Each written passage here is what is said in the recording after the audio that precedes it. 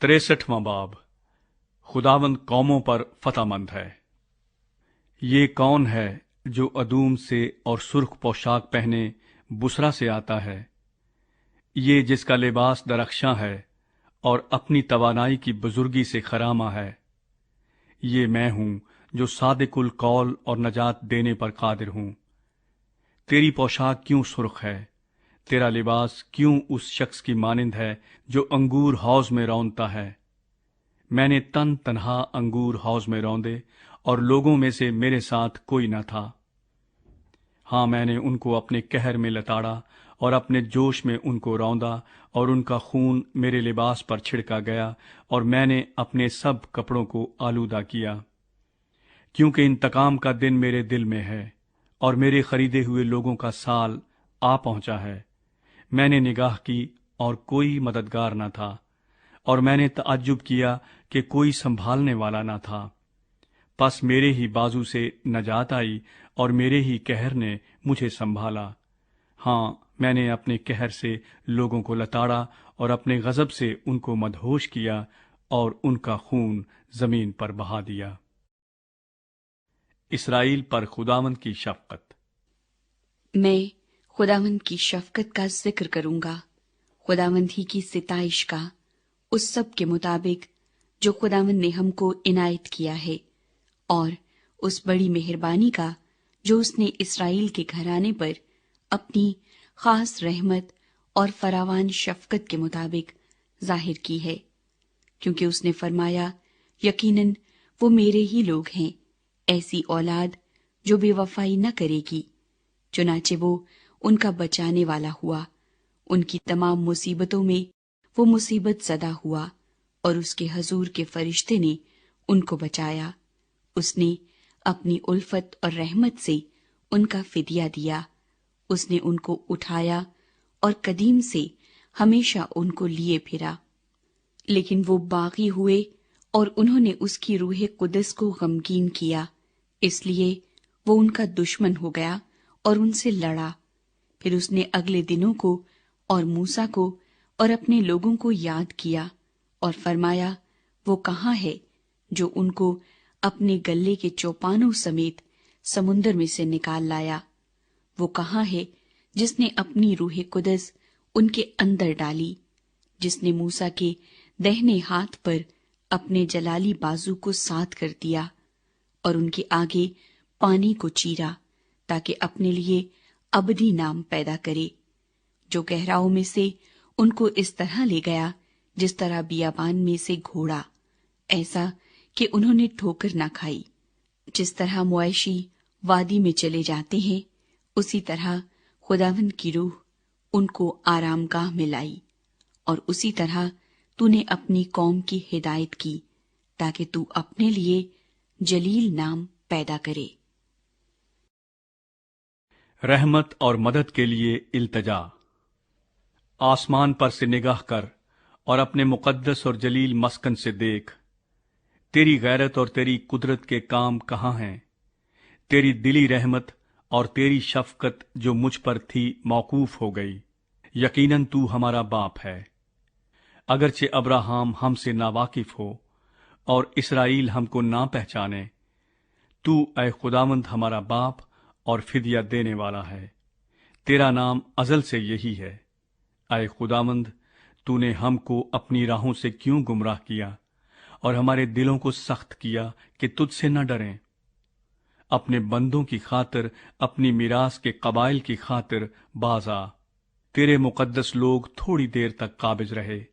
अब हमारे दुश्मनों ने तेरे मकदस को पामाल कर डाला है। हम तो उनकी मानिंद हुए जिन पर तूने कभी हकूमत न की और जो तेरे नाम से नहीं कहलाते। 64वां बाब।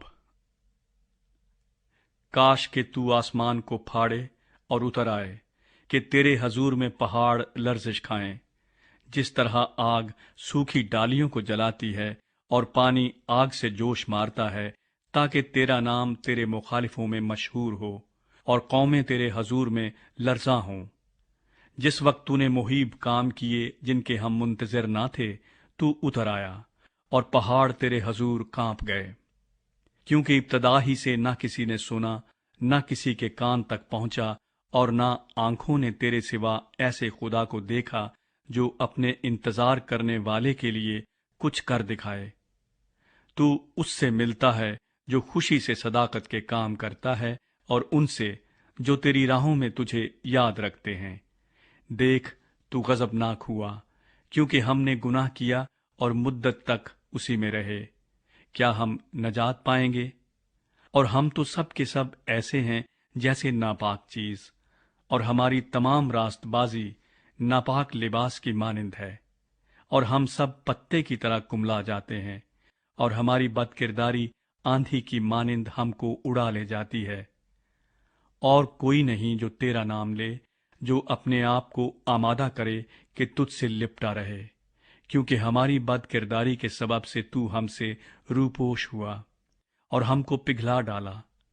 तो भी आए खुदावंद, तू हमारा बाप है, हम मिट्टी हैं और तू हमारा कुम्हार है, और हम सब के सब तेरी दस्तकारी हैं।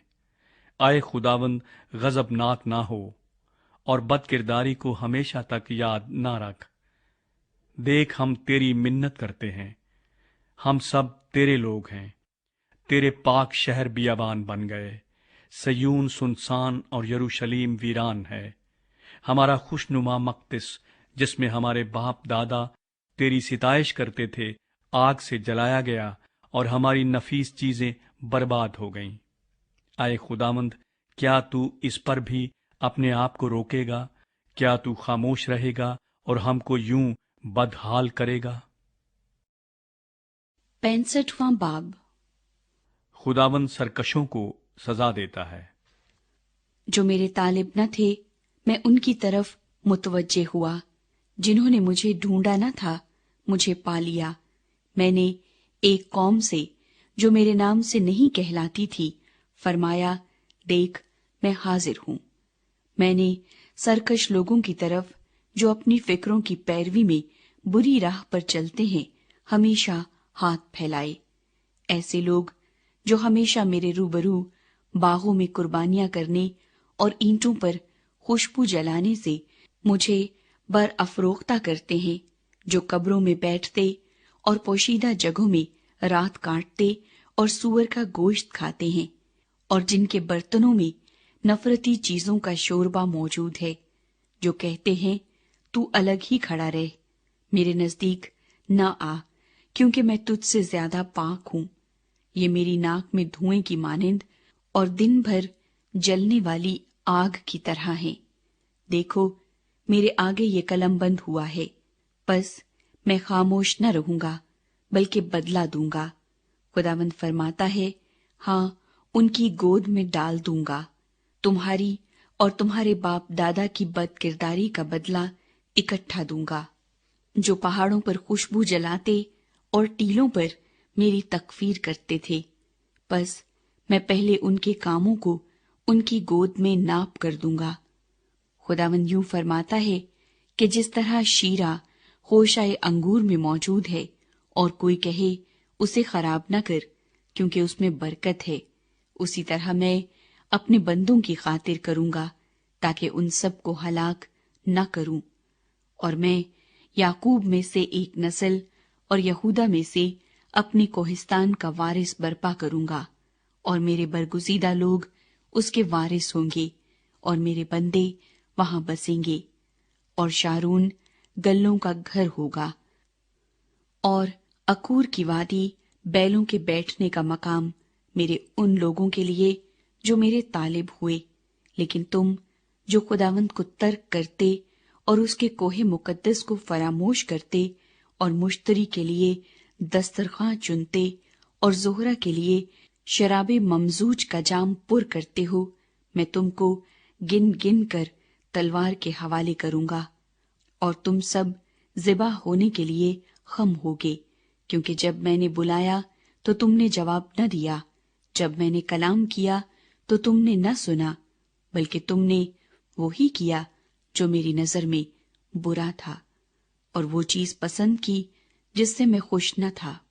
इसलिए खुदावंद खुदा यूं फरमाता है कि देखो, मेरे बंदे खाएंगे पर तुम भूखे रहोगे, میرے بندے پیئیں گے پر تم پیاسے رہو گے، میرے بندے شادمان ہوں گے پر تم شرمندہ ہوگے، اور میرے بندے دل کی خوشی سے گائیں گے پر تم دلگیری کے سبب سے نالاں ہوگے اور جانکاہی سے واویلا کرو گے، اور تم اپنا نام میرے برگزیدوں کی لعنت کے لیے چھوڑ جاؤ گے۔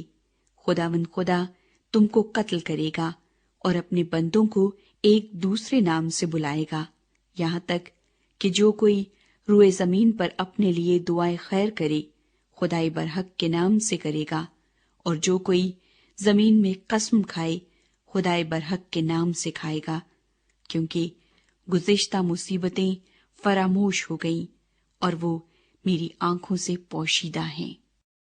نئی مخلوقات، کیونکہ دیکھو میں نئے آسمان اور نئی زمین کو پیدا کرتا ہوں، اور پہلی چیزوں کا پھر ذکر نہ ہوگا اور وہ خیال میں نہ آئیں گی، بلکہ تم میری اس نئی خلقت سے ابدی خوشی اور شادمانی کرو۔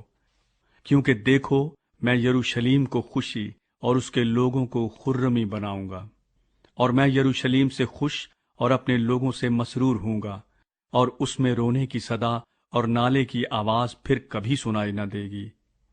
پھر کبھی وہاں کوئی ایسا لڑکا نہ ہوگا جو کم عمر رہے، اور نہ کوئی ایسا بوڑھا جو اپنی عمر پوری نہ کرے، کیونکہ لڑکا 100 برس کا ہو کر مرے گا، اور جو گناہگار 100 برس کا ہو جائے ملعون ہوگا۔